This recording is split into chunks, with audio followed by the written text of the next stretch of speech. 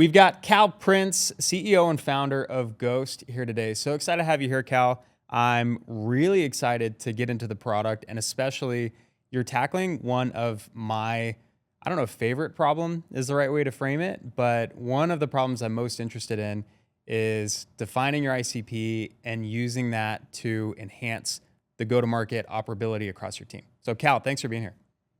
Yeah, excited to be here. Thanks for having me. Yeah, you bet. You bet. I think it's really interesting that you chose this as a problem to go after, build something against. I think just hearing what gave you the passion for this would be really helpful. Yeah, and it's funny.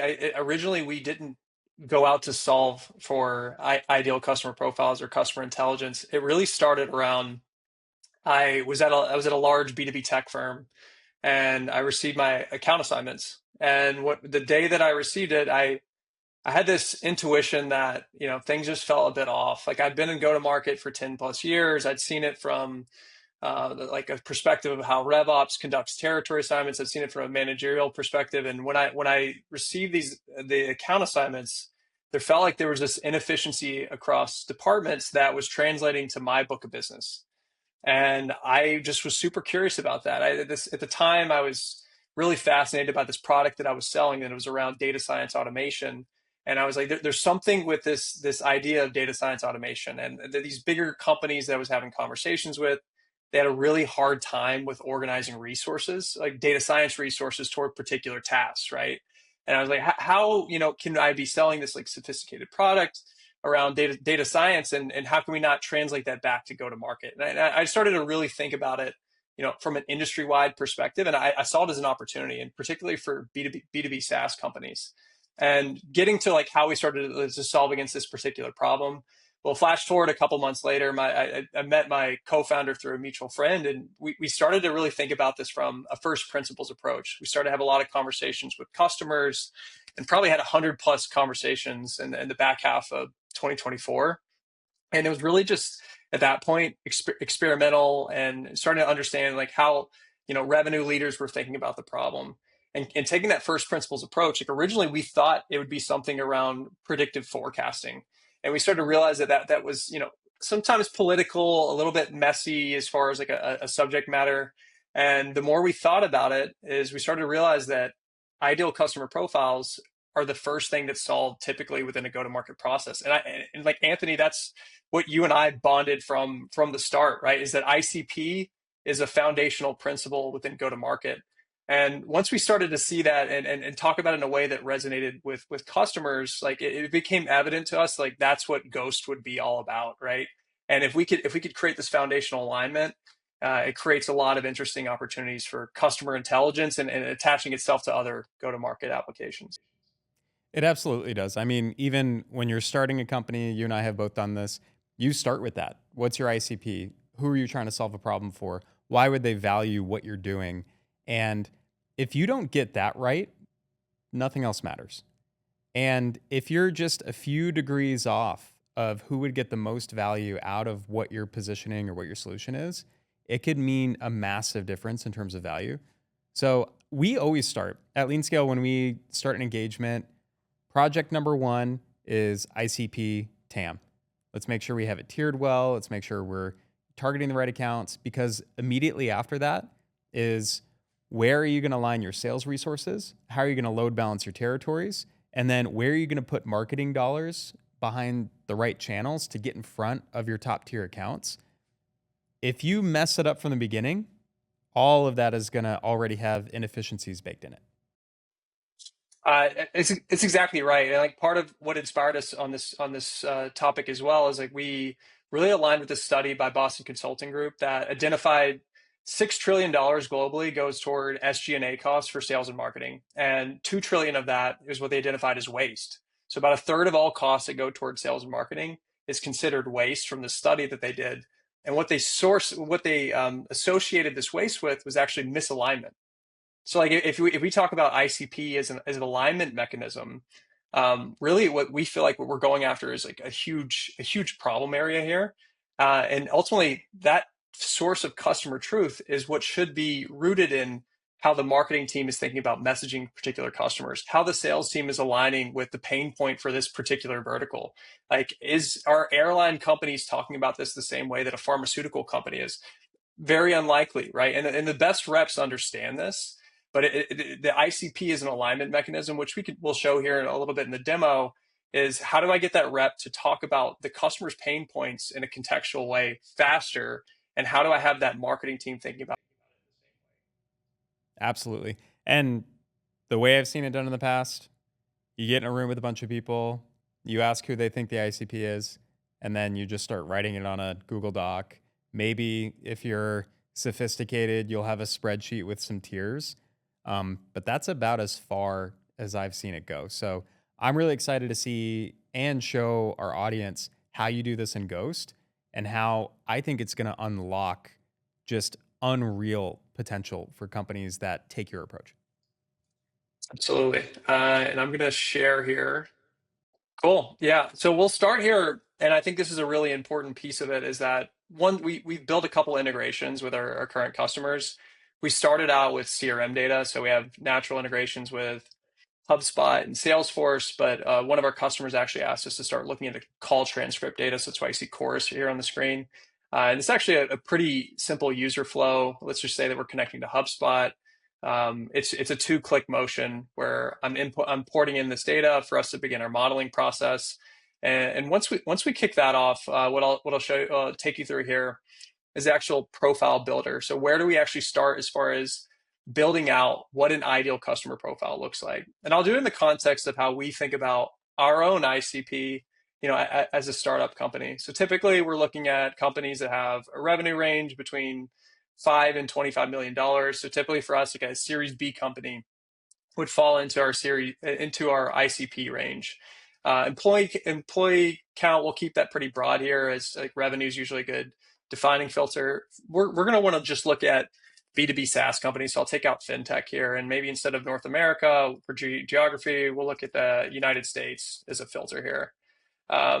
Another key criteria for us is we typically look for marketing and sales teams that have anywhere between 5 and 10 employees. So we'll keep it pretty limited, and actually maybe we'll extend this to 11 to 25 because it'll capture them underneath. So the next piece is for the technographic side of it. So really important for tech companies is to understand what's the technology underpinning how they think about their customers. And for instance, for us, like we want to understand, is this customer using HubSpot, right? Or are they a Salesforce customer? So we're looking for different CRM technologies. Marketing could be that you're looking at CDPs if it's a MarTech company. We also capture, think about cloud infrastructure. Like for some customers, it's good to understand, are they using AWS? Are they using Snowflake or Databricks? And these are all criteria that go into more of the, call it like static attributes that build up for an ICP profile. But really where we get into what I would call our sweet sauce is around the defining the lifetime customer value components for this. So we just created this profile. Now we have an understanding of how many customers are falling into this particular profile within your CRM, and we'll get into a little bit about TAM and total addressable market. But for this profile in particular, we're looking at an LTV of $125,000, which is above the benchmark within this particular. This is dummy data, right? But this particular customer with a benchmark of $100,000. So you know that this profile that I just generated has a higher affinity to drive revenue for the company, and also like less likely to actually for churn rates compared to other customers within your CRM. Time to close, faster close rates. Like this is like passing the sniff test for a good profile to generate for the sales and marketing team.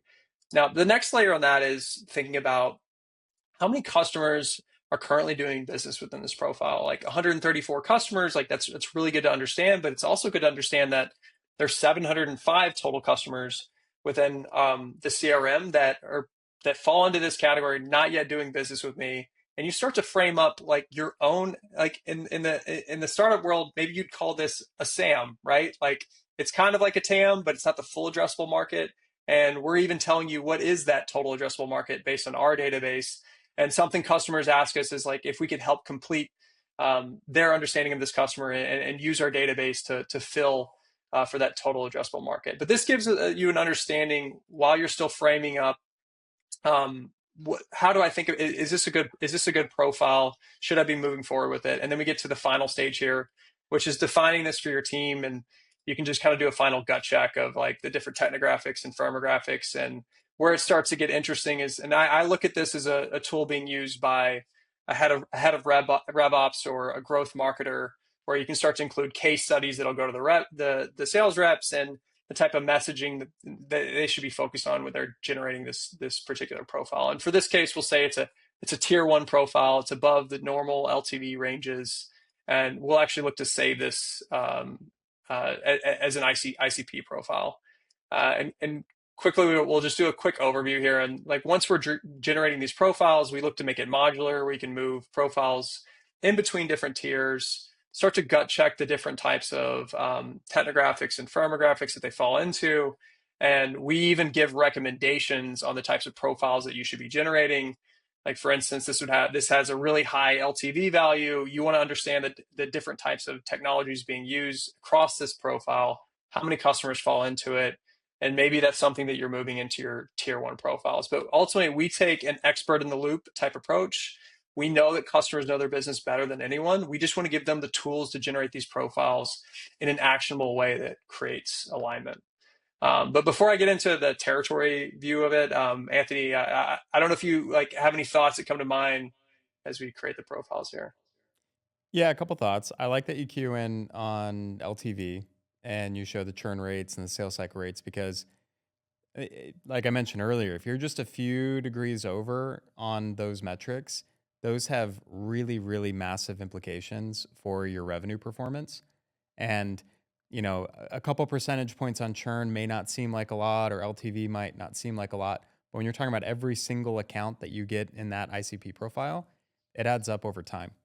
The other thing, when you did this for us, and for those listening who might not know exactly what LeanScale does, we do go-to-market operations for fast-growing companies. For early stage, we run RevOps for those companies. As a scale, we'll augment a VP. And then for larger teams, we work on really specialized areas of ops, marketing ops, CS ops, sales ops. For us, something that was really interesting is our ideal customers were at the very low end, those teams that didn't have any ops functions at all, and at the very high end, companies that had really well built out teams. And it seemed that the middle, which our intuition was this would be the best fit for us, but the middle tier, where maybe they just have a VP of ops or just have one person, was actually our poorest performing segment. It had the highest churn rate, it had the lowest LTV, and that was a huge unlock for us to where we could start building a hypothesis around that. Okay, why is that tier not performing well? But we wouldn't have been able to see that until you back tested all the data that we have, done all the analysis, and then grouped our accounts in a meaningful way. That would have been really difficult for us to do manually. Yeah, I mean that's what we see from customers too. Is we look at LTV as an alignment mechanism. We were just working on this with a pilot customer where they saw that one of their particular tiers had 3x the amount of lifetime value compared to their other segments. And where customers really struggle with this is they don't understand when they should be moving buckets of like prioritization as far as funding for marketing efforts and sales efforts. Like where should they be focusing their time? Where should they be aligning the most? What should their ABM buckets be going toward, right? And having that alignment around lifetime value is what we view as a really helpful mechanism. Not only do teams struggle with just like defining what LTV looks like, just because it's a complicated measure, but also how do they align their teams around it? Like I can tell you, like goes back to my experience as a rep, and I'll sort of show you more of the rep view side of this, is just that you want to understand where you should be spending the most of your time. Like what you see on the screen here, and I'm just going to flash a couple of different columns that we can bring into the view. I like to have contextually relevant data alongside my particular territory. But let's just say that I'm looking at the CRM. We can add in like CDP insights. And you can see this in alignment with how we just graded the tiers. And again, dummy data here, but imagine that you're looking at your book of business from a territory lens. I was building this manually in spreadsheets, right? So I was kind of relying on my own alignment through tribal knowledge that we talked about. And back to what we were saying, like LTV is such a critical measure here because I want to understand as a rep, like how much potential do I have for revenue attainment?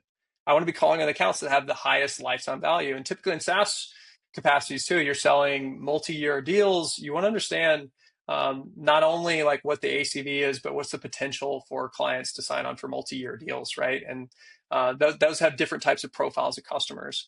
But I'll kind of talk you through like left to right here, like what you're seeing on the screen and where we're starting to build in some of these agentic signals. And a good example here, let's just go to base 10.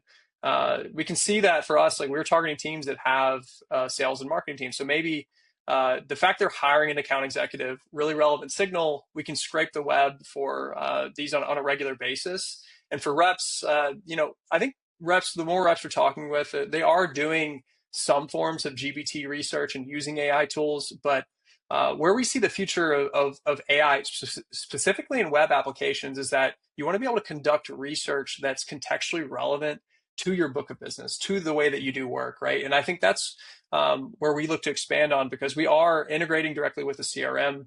We want to create that contextually relevant content. Also, an anchor reps based on where they have the most potential value to be selling deals on metrics such as lifetime value, and then give them an understanding of what I would call the prerequisites to be successful. Think about some of those technographic and firmographic fields. If they can start to understand who's in the market to actually buy this product, where do I have the highest affinity for that? And that's really that alignment because the growth in the RevOps teams are typically like very in tune with that, with how customers think about their product. And then they get to have that direct affinity with the reps and help them understand these are really good understandings of the technology, the lifetime value that this customer has for our business. You should really be focusing your time here, and we should be focusing our resources toward messaging those customers with the most relevant context. And I know Anthony, we had an interesting conversation on this the other day, and I know that that relevance really resonates with you all, especially if you think about like territory planning. That was one of the first things we talked about with ICP. Yeah, I mean, I think when it comes to territory planning, I see two major things. One, making sure the territories are equitable. That I'm sure when you brought up the story of you getting your account list, um, that hits your commission check. Like the most important thing as a sales rep is what territory am I getting versus almost anything else. Like, am I getting valuable accounts that I can actually sell to that are going to resonate with what we're selling, or are you throwing me in a battle that's not winnable? You know, you're throwing me on an ICP that it's not an ICP. It's just a customer profile that shouldn't even be buying our product. And then let's assume you get to that equitability part. Then after that, it's what you said, context. How do we get in front of them? Do I need to go to certain events? Do I need to have certain content empowering my outreach to them? What do I need to throw in my arsenal to get in front of these accounts that are on my list? Definitely. Yeah. And, I don't put as much blame on teams for this. I actually just think it's a incredibly difficult problem to solve, especially for B2B SaaS companies. I mean, a good tidbit for you is that on average, the customers that we're working with have 38,000 accounts in their CRM. And these are Series B customers. Like that's a lot of data. A lot of data. And then think about all the fields that you see on the screen here. Like imagine a spreadsheet. Like it's a lot of data that you're having to like wrangle against, understand which attributes have the most affinity for your business. And then imagine that you're having to then do that with revenue data, which requires this like data science approach toward modeling out potential revenue. Like you not only do you want to understand historicals, you want to understand what the future looks like for me. And then take that same concept and expand it to 20, 30 sales reps, creating equitable territories against that. Obviously, like you're going to want to give your best sales reps like a more like high propensity territories, but you also want to like distribute it equitably so that you have the highest chance for top line revenue attainment. And we just realized like that's a super complicated process. And I then in the sense where I have mentored like younger sales reps, the first thing I'll say too, and this took me 10 years to understand, as a salesperson, it's really helpful to understand that go to market is much bigger than sales. And when I say it's Right. much bigger than sales, is that marketing play. You and I were just talking about this, Anthony. Marketing plays such a big impact on your ability to create these warm connections with customers. They recognize your brand. They're more likely to respond to you. They resonate with the messaging that ultimately says that you're solving a pain point that's relevant to their book of business, right? Or to their business, to their priorities. And I think going back to why I bring that up is like I look at ICP as that alignment. Like there were so many times I'd work with marketers, I'd pass them lists of accounts to work with like AB account-based marketing efforts. I'd want them to understand the exact framework across sets of accounts of how they should be messaging those customers, so that I'm working that more of that lower funnel of it, building the relationship and actually converting the deal. It's really tough to get those two things aligned, and not just aligned, but scaling. And when you're talking about a Series B company, oftentimes their charter is to double revenue, double, triple their sales teams. So this is not, I think there's also a misconception where you get in a room, you go through some persona mapping, now you know what your ICP is, and then it's done. Your ICP changes, the market changes, your product changes, you introduce new products, just things change over time. Our ICP has not stayed the same since we started in 2021. It's adapted and evolved as our business has adapted and evolved too. And then when you're bringing in new territories, now you have to break these up in a meaningful way and do it. It's hard to do. Pulling away potential accounts from a rep and putting them over here without making them feel like, hey, you're not completely moving their cheese or taking something away from them. It's a really hard thing to do, but it's not, you do this once every 5 years and you have it figured out. This is an ongoing thing. On that note, a lot of people have a misconception of that. How do you see the workflow? So I'm a head of RevOps. I'm using Ghost. How do I build this into my regular operating cadence? Yeah, I'm going to talk about this in the short term and then bring in more of a long-term vision that I'll show you other elements of the software. So in the short term, I think it's exactly what we went through. And I think a head of RevOps, you'll be in the software, you'll be building your profiles, you'll constantly be pressure checking this. And I think what we're hearing from, we're piloting this with a couple sales teams as well. And I think what's interesting beyond just the actual creation of the ICPs is that there's defined cuts for segmentation within that. Like let's just say like tier one, lower engagement. These are people that you don't have like this kind of like frequent connection with. You're not working with on a day-to-day basis. Maybe this is where you're thinking about more upper funnel, mid funnel marketing, where you need touch points with these customers. They're a very viable candidate. They look just like people that are customers within your existing customer base, right? Or even like think about case studies. Like there's definitely interesting case studies that companies are then looking to action against. How do you align your teams against that, right? And ultimately, like for us, like we think about that in the lens of like cuts of data. Like you want to be able to have a case study, send that case study out to 100 customers, have very consistent messaging across that case study. But that case study is not going to be like, let's just say it's the case study for hotel customers. That's going to look completely different than selling to CPG customers.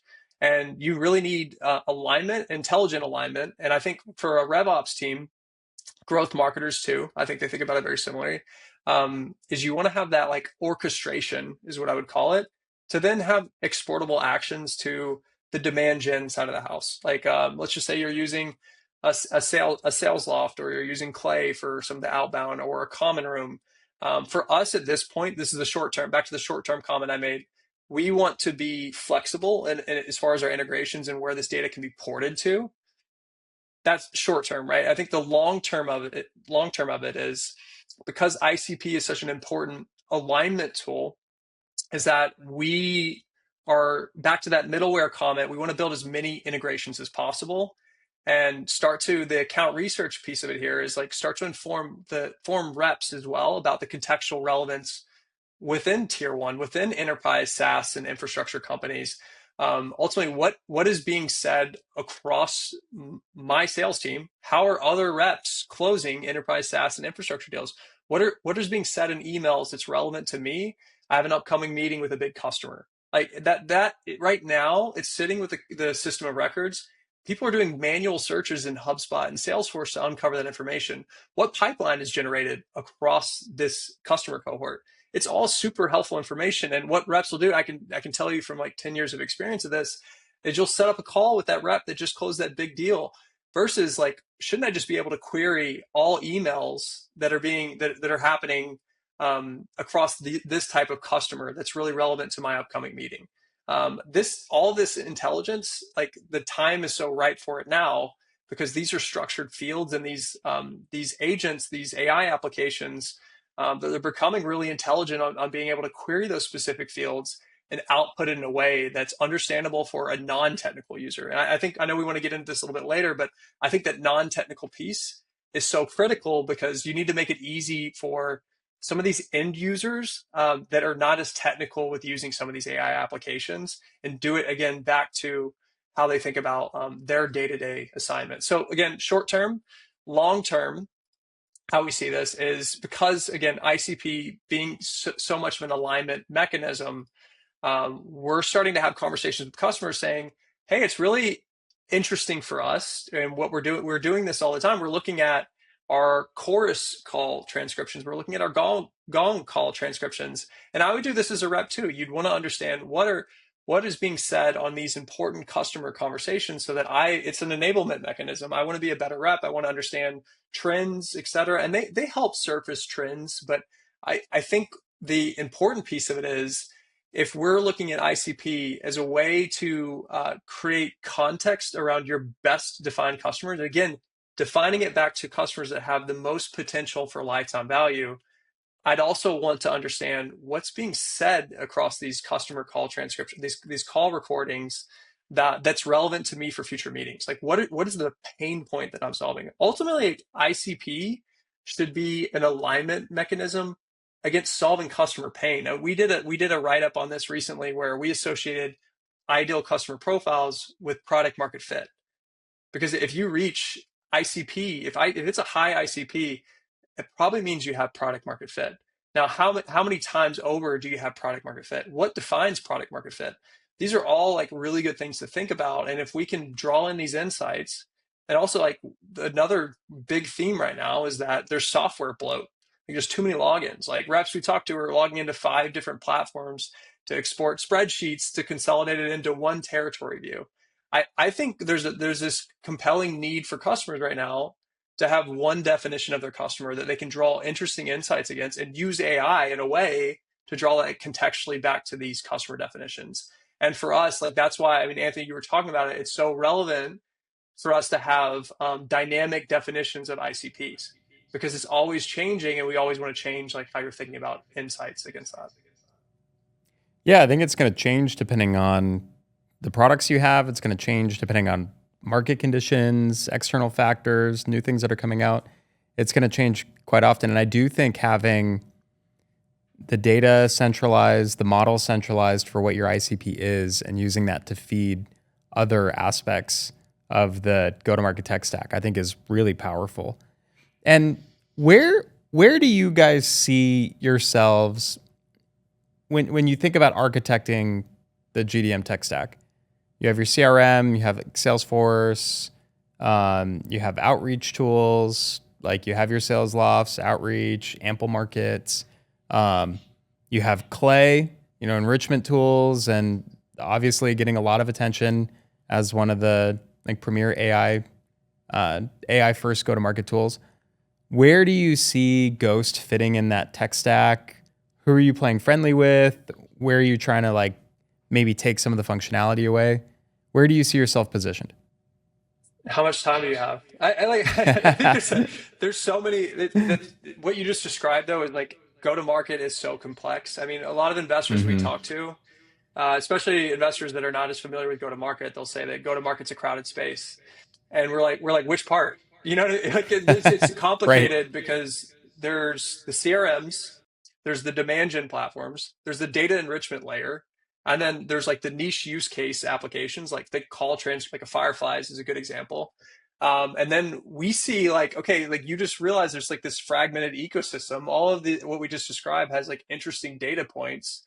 How do you create this operating system that feeds into all of it? And I had an interesting conversation with investor this morning about this. We're talking about the CRMs and CRMs. Like are a system of record, right? Like they store your data, they connect with all these different applications. It's a central record of truth for your customers. I think that will always be relevant as far as like needing a central record of truth for your customers. Now, is that going to be in Snowflake or Databricks in 5 years? Like maybe, right? Like who knows, right? Like because ultimately, like it's becoming more where there's this actionable technology that can take data that's in unstructured and structured fields, then make it actionable in a way that's relevant to help you sell more, to help you do your job better. So like today we're integrating with the CRM, but for us, it's like we just want to integrate where the data is like centrally and foundationally located. Today, that's the CRM. So for us, like we feel like we sit as an operating system on top of that, CRM, and how we look to operate it is by that source of first principles. So the first principles piece being, if ICP is such a foundational part of go-to-market alignment, you can integrate directly with the CRM, and then you can start to map out this complex ecosystem of pulling insights centrally, right? So if you're dynamically defining and evolving that ICP definition, we want to work really cohesively with the rest of the ecosystem. I think Clay's a great example. I think Clay's done a great job of that. But for the mechanism of data enrichment, right? And if you go into Clay, I like the way I like to think about Clay is ZoomInfo was a powerhouse first mover in the data enrichment space. Clay said, okay, why don't we just build that in a transparent lens? By giving you this waterfall approach, we're going to be able to give you transparency and how we're filling in these different fields and port that back to the CRM. So it's not this like linear go-to-market path. Like you can almost say that Clay is filling into the CRM. Clay is porting over to some of these more actionable softwares. Like you can think like a common room, like this new like AI SDR wave. Like they're all the prerequisite for these technologies to do well is around accurate data. It's like data enrichment like plays a huge. You and I were just talking about this. Like it has like a definite need in the market, and especially for some of these PLG companies. For us, like we want to play nicely with all of these different players but have this like central source of truth around the customer. Makes a ton of sense. And I don't see it getting any more simple in the future. I think it's only going to get more complicated as more solutions come into play. So I don't think it's getting less effective. I think if you know how to bring in the right solutions and orchestrate it the right way, you can do 10x what you could do just a couple of years ago. But I don't see the trend getting where it's going to get more and more simple in the next couple of years. I think we're just at the beginning of what AI is able to do in go-to-market, and there's going to be so many more solutions that we're not even thinking about that come to play. But I think taking it back to first principles, ICP is not going anywhere, and having a home and a model and an engine that's actively feeding you new profiles that are highlighting these are the companies that experience the most pain and are getting the most benefit out of what you're selling. That's not going anywhere. So I think you're in an incredible space, and it's going to complement the tech stack really, really well, which is currently done in spreadsheets at best, usually Google Doc, or somebody just has it in their head. I totally agree. And I mean, my take on the go-to-market industry is this, it's going to become even more important that we all play nicely together. Like everyone's going to have some kind of like unique source of data, unique source of insight, and we're all going to need to rely on each other's data and integrations, et cetera, so that we're porting data flexibly across the ecosystem.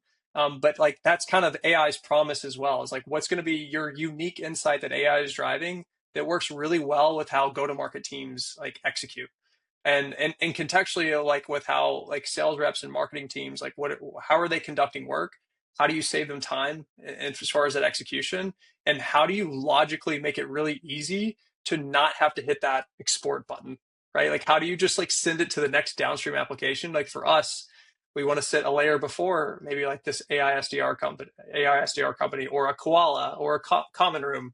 We just want to make it really easy for you to get that end message to the right customer. Absolutely. Absolutely. Cal, this has been really good. I think just one, highlighting the importance of getting your ICP done really well. And this is something we're really passionate about at LeanScale, like I mentioned earlier. And even the way we do it feels very archaic compared to what you're showing right now. So normally we get in a room, open up a Google Doc, and then we'll put together a table with some tiers and some, recommendations of where the accounts go. And from there, we may throw that tier into Salesforce, and then we'll look at it a year later. Um, After seeing what Ghost is able to do, I'm feeling a little embarrassed about our approach, and I think this would be a much better way to handle it and house it. And we'll also set up our customers in a way where they can just make the most out of this data. So I really, really appreciate you walking through how Ghost is built. The problem makes a ton of sense to me. And I think the future, when you can pull in even more data and context, it's only going to refine what that ICP looks like and how you can make sure you're organizing all your go-to-market efforts in the right direction. Because just a couple degrees to the left or the right makes all the difference in your revenue performance. Yeah, I agree, and thanks for giving me the the outlet to talk about this and showcase it to an audience. But I think what we're just really excited about where things are headed. It's an incredibly exciting time to be building, and you guys bring that level of expertise as far as like how you think about RevOps, and you have such an interesting POV because you live this with like our ideal customers with B2B SaaS companies, and you guys take it a layer or two deeper than most, and I think that's what like our job is, and what we're excited about is educating the market on that, because when we talk to growth marketers that really get this, like the ones that dynamically evolve that, like you said, it can get tucked away in a PowerPoint deck once a year, are the ones that are really standing out in this market, which, to what you were just saying, is becoming more and more complex, more partners, more data, etc. Yeah, and I don't see it slowing down anytime soon. Um, Cal, what's the best way for people to get in touch with you or to get in touch with Ghost in general? Yeah, feel free to shoot me a note at Kal at ghostgtm.ai. Happy to do we happy to have some like more context around the demos and conversations around how we're thinking about this from a future state. I'd also say check us out at ghostgtm.ai, like our landing page. And feel free to give us a follow on LinkedIn channels. We're always looking to build up our presence on there, but yeah, happy to have one-off conversations. Appreciate it. Well, I know you guys have an aggressive roadmap. You have a lot in the future. So I appreciate what you've shared today, but hope to get you back when you launch new features and new capabilities. And just thank you again for being here. Yeah, you guys are great partners. So I appreciate you having me on. Thanks, Cal.